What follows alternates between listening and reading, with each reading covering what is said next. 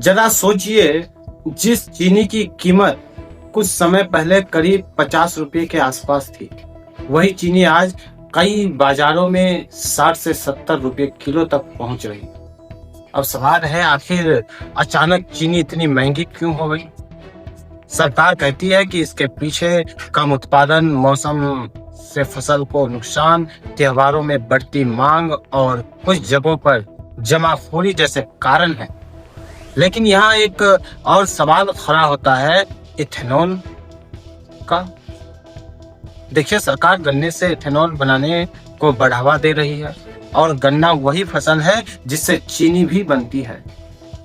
तो जब एक तरफ गन्ने की फसल को मौसम, बीमारी और जल भराव से नुकसान हो रहा है और दूसरी तरफ उसी गन्ने से इथेनॉल भी बनाया जा रहा है, तो जनता का सवाल है, क्या इससे चीनी की उपलब्धता पर कोई असर पड़ता है या नहीं? सरकार कह रही है कि मौजूदा चीनी की महंगाई को इथेनॉल से जोड़ना सही नहीं है। सरकार के आंकड़ों के मुताबिक इथेनॉल के लिए शुगर डाइवर्सन का हिस्सा पहले से कम हुआ है। ठीक है, लेकिन फिर जनता एकदम सीधा सवाल पूछ रही है, अगर इथेनॉल की वजह से चीनी की कीमत पर कोई दबाव नहीं पड़ रहा है, तो सरकार देश में कुल गन्ने का इस्तेमाल किस तरह कर रही है? कितना गन्ना चीनी के लिए, कितना इथेनॉल के लिए? और इस साल जब चीनी का उत्पादन शुरुआती अनुमान से कम हो रहा है, तब इस पूरे हिसाब का आम आदमी की रसोई पर कितना असर पड़ा?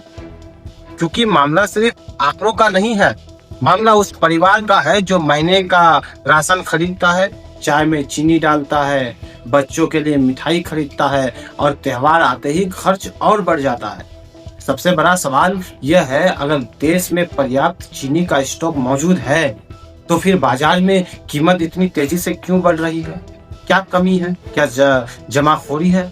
क्या सप्लाई चेन में कहीं कीमत बढ़ रही है, या फिर बाजार में मांग और उपलब्धता की संतुलन बिगड़ा है?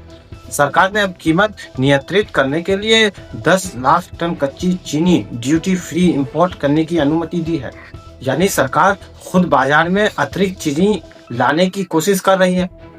तो सवाल बिल्कुल साफ है, अगर स्टॉक पर्याप्त था तो इंपोर्ट की जरूरत क्यों पड़ी? और अगर कमी का डर था तो पहले से ऐसे व्यवस्था क्यों नहीं की गई कि इसका बोझ आम आदमी की जेब पर ना पड़े?